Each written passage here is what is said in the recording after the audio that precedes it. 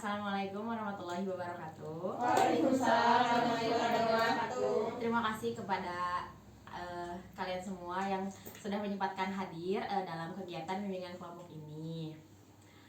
Nah, sebelumnya mulai kegiatan, alangkah baiknya kita untuk berkenalan dulu ya. Dimulai dari Ibu dulu, perkenalkan nama Ibu Rafa Aulia dari IKIP Siliwangi. Nah, sekarang selanjutnya dari sisi kanan. Perkenalkan, nama saya Lutfina.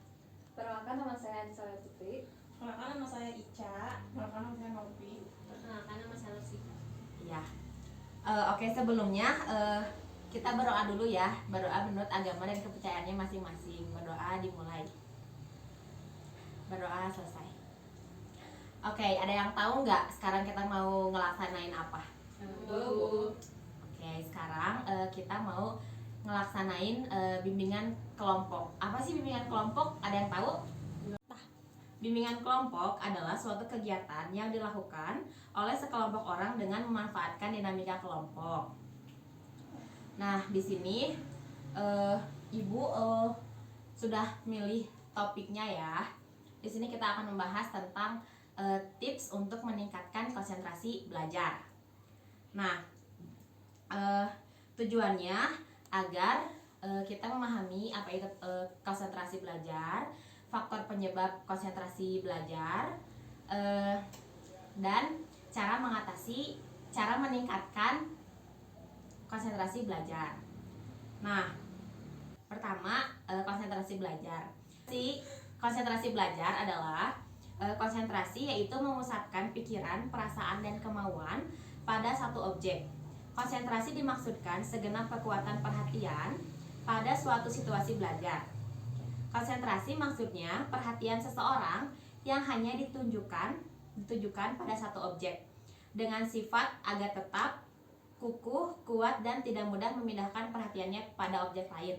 Jadi konsentrasi itu kita harus fokus gitu. Kayak kalau lagi belajar ya udah belajar, jangan main HP atau sambil makan gitu kan. Jadi harus fokus gitu.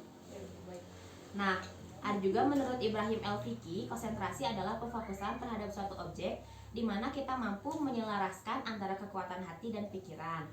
Nah, ada juga faktor yang mempengaruhi konsentrasi belajar. Yang pertama, terlalu banyak tugas yang diberikan oleh guru sehingga menyita waktu dan membuat kita akhirnya mengalami kelelahan. Benar nggak?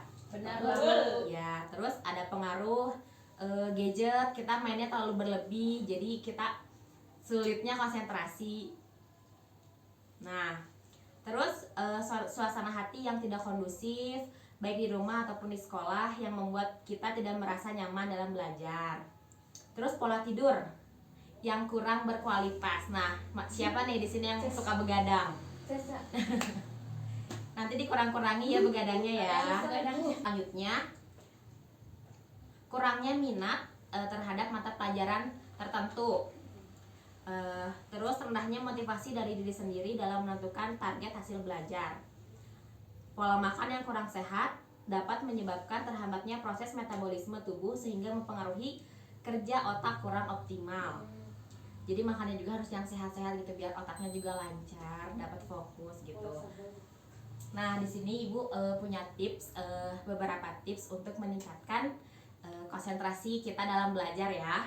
Yang pertama itu belajar di tempat yang mendukung suasana belajar, yang sepi, yang kita nyaman deh di tempat itu gitu. Jangan berisik. Kayak kita kalau mau belajar yang nyaman untuk kita yang seperti apa gitu. Nah, yang kedua, belajar di waktu yang tepat. Kenapa belajar di waktu yang tepat? Karena kan kadang kita itu tidak setiap hari kondisi tubuh fit. Jadi kita kalau belajar itu tidak boleh lelah. Jadi harus benar-benar kayak oh ya udah lagi santai ya belajar. Nah, itu kalau gitu konsentrasi belajarnya akan bagus gitu, akan cepat buat dicernanya. Nah, selanjutnya belajar di jeda. Apa sih belajar di jeda itu? Jadi kita kalau belajar 20 menit, kita harus punya waktu jedanya 5 menit, jadi istirahat gitu. Kayak mau ngemil atau kita mau ke air kayak gitu. 5. Ya 5 menit lah minimal gitu. Okay. Masih Jadi ya. harus Aku punya. mana kalau harus jawab. Sis urun teh urun heula. Nah, jadi itu yang ngebuat nggak konsentrasi waktu belajar. Jadi dijedain aja gitu kalau lagi belajar. Nah, terus selanjutnya hindari main gadget sebelum belajar. Karena kalau kita main gadget dulu, kita bakalan males, bakalan gak akan fokus karena konsentrasinya udah ke gadget gitu, nggak mau belajar. Nah, itu jadi hindari bermain gadget. Tapi aku dan kamu itu magnet. Nah, terakhir ciptakan rutinitas. Jadi kalau misalnya kita mau belajar itu, kita harus bikin kayak jadwal gitu. Kita senggangnya kapan nih, misalnya abis Setuju. Isya.